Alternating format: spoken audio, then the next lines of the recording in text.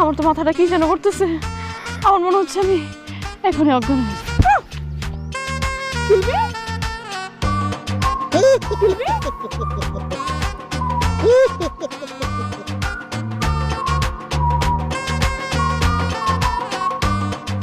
সর্বনাশ কিসে রে, অজ্ঞান হয়ে গেছে তো। এবার কি হবো? শোন, এটা মাছ বড়ের মেয়া, যদি কিছু হয় তা আমরা গেছি কাম সার লাইলে কই যাস?